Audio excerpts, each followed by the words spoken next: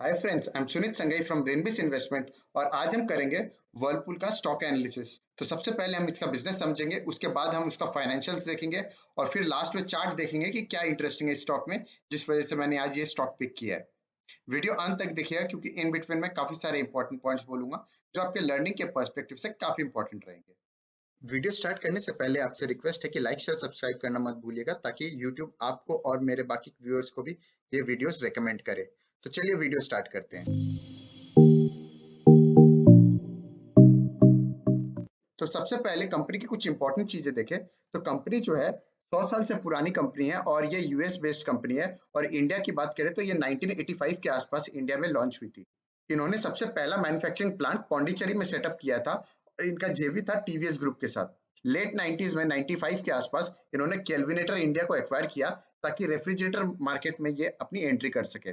बाद में इन्होंने केल्विनेटर के अलावा और भी कुछ एक्विजिशंस किए और कंपनी का नाम रीनेम कर दिया वर्लपूल ऑफ इंडिया करके। और आज के टाइम पे कंपनी की बात करें तो washing machine, refrigerator, AC, microwave, chimney और किचन के और भी बहुत सारे अप्लायंसेस है जो कंपनी सेल करती है। कंपनी की 3,500 के ऊपर सर्विस नेटवर्क है, यानी एक अमेजिंग डिस्ट्रीब्यूशन नेटवर्क है जिसके दम पे ये सर्विस प्रोवाइड करती है अक्रॉस इंडिया। अगर कंज्यूमर अप्लायंस की बात करें तो कुछ इंपॉर्टेंट चीजें अगर हम नोट करें तो पहला है कि कंपनी की जो है अमेजिंग ब्रांड रिकॉल है, जिस वजह से कंपनी जो है लोकल प्लेयर्स को इजीली टैकल कर लेती है और प्राइसिंग पावर है कंपनी के पास। और वहीं इस इंडस्ट्री की बात करें तो कंज्यूमर अप्लायंस इंडस्ट्री जो है अगले 5 साल 12% के सीएजीआर से ग्रोथ रेट एक्सपेक्ट कर रही है। और इसके कुछ मेजर रीजंस ये है। पहला तो ये कि आज भी अगर हम बात करें तो लोअर पेनिट्रेशन है कंज्यूमर अप्लायंसेस का। एग्जांपल के तौर पे फ्रिज, वॉशिंग मशीन, एसी आज के टाइम पे बहुत सारे लोअर क्लास और मिडिल क्लास के पास नहीं है। और वहीं जिस तरीके से पर कैपिटा इनकम इंक्रीज हो रहा है और लोग जो है काफी एस्पिरेशनल है, हर कोई चाहता है कि अपने फैमिली के लिए और खुद भी जो है ये सारे अप्लायंसेस यूज करे अगर नहीं है तो इसलिए ये जो है ये बिजनेस काफी अच्छे से ग्रो होने वाला है आने वाले 5 से 10 साल में। और वहीं अगर आप बात करो एक और इम्पोर्टेंट चीज, कंसिस्टेंटली लास्ट 10 साल से इलेक्ट्रिफिकेशन हो रहा है रूरल और सेमी अर्बन एरियाज में। तो जिस तरीके से इलेक्ट्रिसिटी आ रही है अक्रॉस विलेजेस, तो जो लोग पहले नहीं ले पा रहे थे वो आज के टाइम पे ये अप्लायंसेस खरीद पा रहे हैं। और इसके साथ साथ सोलर पैनल जो है ये एक और रीजन है जिसके वजह से कंज्यूमर अप्लायंसेस ग्रो होने वाला है। और एक और चीज जो मुझे लगता है, आज से 10 साल पहले हर मिडिल क्लास फैमिली में मेड ही कपड़े धोया करती थी और आज के टाइम पे बात करें तो बहुत ही कम फैमिलीज है जहाँ पे मेड्स क्लोथ्स वॉश करती है, मोस्टली वॉशिंग मशीन से होता है। और यही सेम ट्रेंड जो है आने वाले टाइम में जो थोड़े बहुत टाउन्स और विलेजेस में अभी भी जहाँ पे मेड्स क्लोथ्स वॉश करती है वहाँ पे वॉशिंग मशीन से ये रिप्लेस होने वाला है। और उसका एक मेजर रीजन ये है कि मेड्स के सैलरीज काफी बढ़ रहे हैं लास्ट 10 से 15 साल में। ये एक और फैक्टर है जिसकी वजह से वॉशिंग मशीन की सेल इंक्रीज होने वाली है। और वॉशिंग मशीन की बात करें तो वॉशिंग मशीन में वर्लपूल एक मार्केट लीडर है। और एक और पॉइंट की बात करें तो टफ कंपटीशन है कंपनी को एलजी, सैमसंग और गोदरेज जैसी कंपनी से। और अगर मार्केट शेयर की बात करें तो वॉशिंग मशीन में इसके पास 16% का मार्केट शेयर है, वहीं लीडर्स जो है एलजी और सैमसंग है। और वहीं अगर रेफ्रिजरेटर की बात करें तो रेफ्रिजरेटर में 12% का मार्केट शेयर है, वहीं सबसे ज्यादा मार्केट शेयर एलजी और सैमसंग के पास है, 30% और 25% ईच। वहीं एसी की बात करें तो एसी में इसके पास मेजर मार्केट शेयर नहीं है। और मार्केट लीडर्स की बात करें एसी में तो वो है वोल्टास और एलजी के पास। हालांकि इनके पास मार्केट शेयर मेजर नहीं है, लेकिन एसी का बिजनेस अपने आप में ग्रो करेगा, मार्केट अपने आप में इंक्रीज करेगा तो ऑटोमेटिकली ये अगर अपना सेम परसेंटेज में मेंटेन कर पाए, जिसका बहुत ही हाई चांस है, तो जो है इनका बिजनेस जो है ग्रो ही करने वाला है। और यहाँ पे एक और चीज मैं बताऊं तो वॉशिंग मशीन से इनका 22% का रेवेन्यू आता है, वहीं रेफ्रिजरेटर से 62% का। तो ऑलमोस्ट देख सकते हैं 84% की रेवेन्यू इनकी वॉशिंग मशीन और रेफ्रिजरेटर से आती है। और अगर किचन अप्लायंसेस की बात करें तो किचन अप्लायंसेस में कंपनी ने 2019 में 49% का स्टेक खरीदा है एलिका का, बाय पेइंग ऑलमोस्ट 350 करोड़। तो ये एलिका जो है ये किचन चिमनीज और किचन के कई सारे अप्लायंसेस में लीडर है। और इनके प्रोडक्ट्स की बात करें तो induction hobs, combo oven, built in hobs, built in ovens, microwave ovens, barbecue, dishwasher, fryer. तो ये बहुत सारे ऐसे इनोवेटिव प्रोडक्ट्स है, लीडर है, प्रीमियम सेगमेंट में कैटर करती है एलिका ब्रांड। तो इसके साथ इन लोगों ने एक्वायर करके बेसिकली ये स्ट्रेटेजिक मूव है जिससे ये अग्रेसिवली किचन के जितने भी अप्लायंसेस है उनमें ये लीडर बन सके। और इसका मेजर रीजन ये है कि 50% ऑफ द मार्केट जो है किचन सेगमेंट में वो लोकल प्लेयर्स लाइक महाराजा, प्रीति जैसे ब्रांड्स ओन करते हैं। तो यहाँ पे एक बहुत ही अच्छा पोटेंशियल दिखता है कंपनी को मार्केट गेन करने का। तो कंपनी जो काफ़ी फ़ोकस्ड है किचन अप्लायंसेस में, और जिस तरीके से हम देख रहे हैं लोग जो है पहले के टाइम पे सिर्फ़ अपने ड्राइंग रूम को इम्पोर्टेंस देते थे डेकोरेशन के पर्सपेक्टिव से, लेकिन जिस तरीके से लोगों की इनकम राइज़ हो रही है तो अब जो है लोग सिर्फ़ ड्राइंग रूम और बेडरूम को नहीं बल्कि किचन को भी काफ़ी अच्छे तरीके से डेकोरेट करते हैं। तो इस वजह से जो है एलिका जो है काफ़ी अच्छा ग्रोथ ला सकता है वर्लपूल इंडिया के ब्रांड के लिए।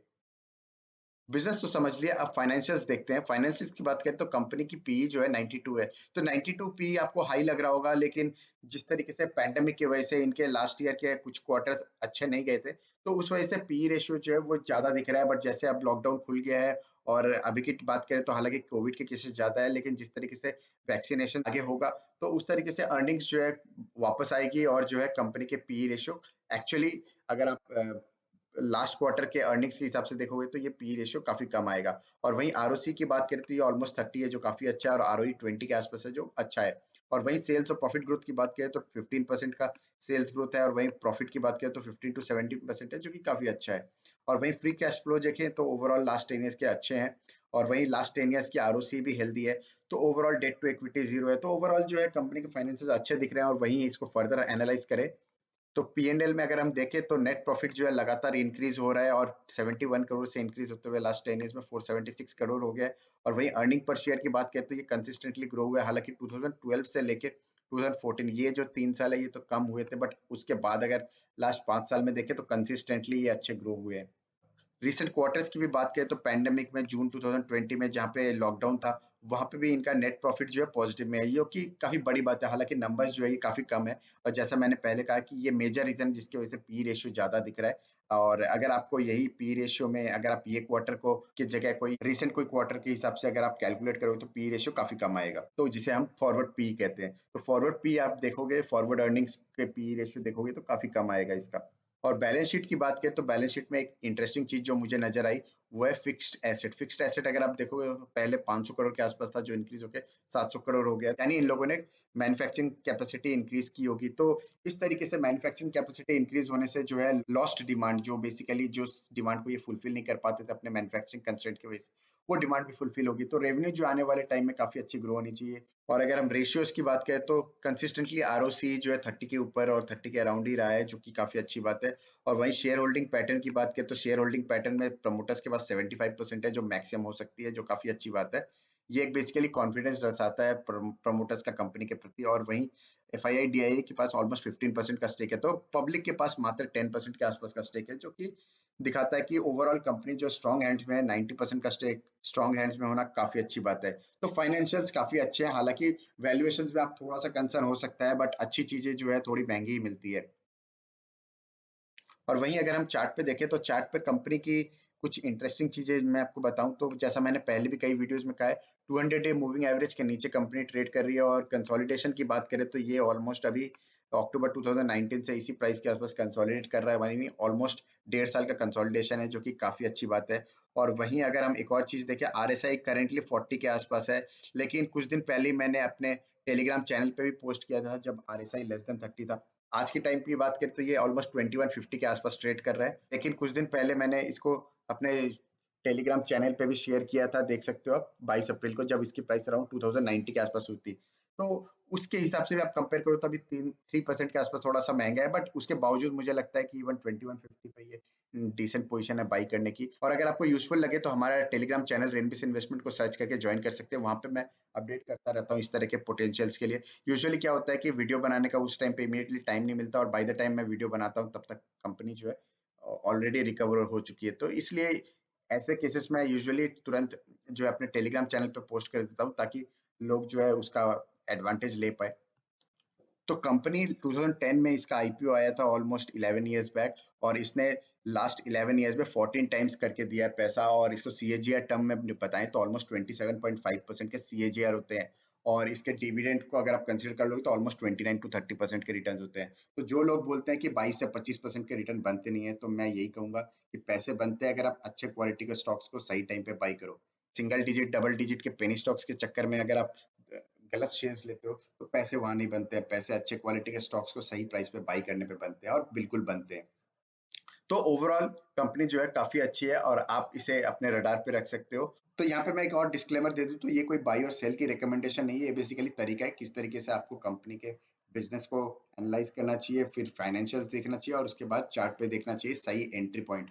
तो इस तरीके से अगर आप एनालाइज करके लॉन्ग टर्म में देखोगे तो आपके रिटर्न्स 2-3% बेटर होते हैं, और आप अपना ड्यू डिलीजेंस करके इसमें इन्वेस्ट कीजिएगा। That's all for today, thank you.